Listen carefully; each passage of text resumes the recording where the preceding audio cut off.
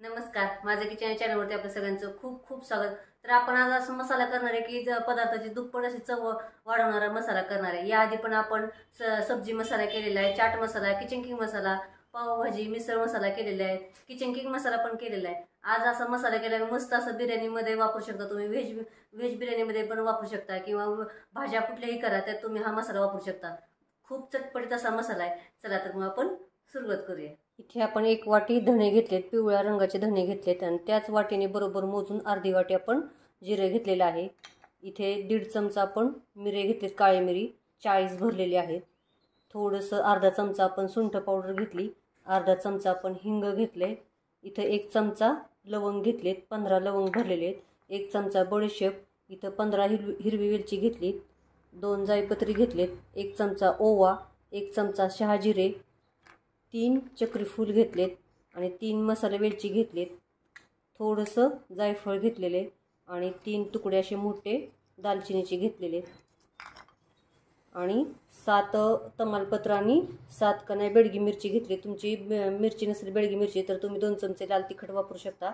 मी तुकडे केलेत आणि ह्यातले जेवढे बी निघतील तेवढे बी काढून घेतलेत किंवा तुम्ही साधी वाळलेली मिरची पण लाल वापरू शकता। तर आता आपण मसाला करायला घेऊया। तर आता पॅन आपला गरम झालेला आहे। आपण सगळे मसाले एकदम भाजणार नाहीत तर थोडे थोडे भाजणार आहोत। पहिल्यांदा आपण धने, जिरे आणि न तेल घालता सगळे मसाले भाजून घ्यायचे आहेत। बडीशेप,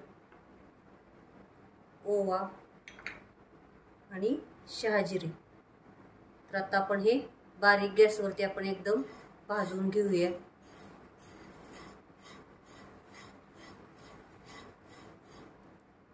तर आता हे भाजून झालेले आहे, तडतड असा आवाज येतो। आपल्याला 2 मिनिटं लागतात, जास्त वेळ भाजायचं नाही। तर आता आपण काढून घेऊया। तर आता आपण हिरवी वेलची, जायपत्री, चक्री फूल, मसाला वेलची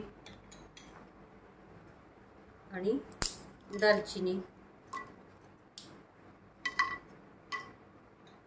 आणि मिरे आणि लवंग हे भाजून घेणार आहोत। हे मसाले भाजले की आपण याच्यात थोडीसे जायफळ टाकणार आहोत आणि 1 मिनिट परतणार आहोत। भाजून घेणार आहे जायफळ टाकल्यानंतर आणि काढून घेणार आहोत लगेच। आता मिरची आणि तमालपत्र आपण भाजून घेऊया।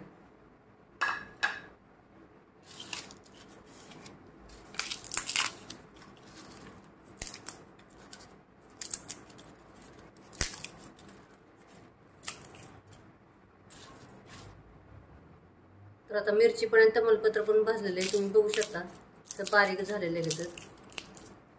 तर आता आपण काढून घेऊन सगळे मसाले थंड करून घेऊया। तर आता मसाला सगळा थंड झालेला आहे। तर आपण आता मिक्सरच्या भांड्यात थोडं थोडं करून आपण बारीक करून घेऊया।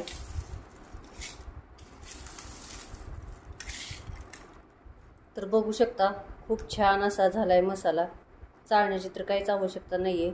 जर तुम्हाला थोडासा ओबडधोबड झाला तर तुम्ही चाळून घेऊ शकता। तर याच पद्धतीने आपण आता सगळा बारीक करून घेऊया।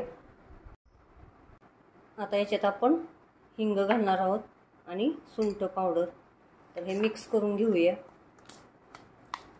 छान असा आपला गरम मसाला तयार झालाय घरच्या घरी, तुम्ही बघू शकता। कोणत्याही भाजी किंवा नॉनव्हेज मध्ये वापरू शकता, दुप्पट चव वाढेल त्या भाजीची। मस्त असा आपला मसाला तयार झालाय घरच्या घरी। तर चॅनलला सबस्क्राइब करा, लाईक करा, शेअर करा आणि कमेंटमध्ये मला नक्की सांगा की मसाला कसा झालाय तो। थँक्यू।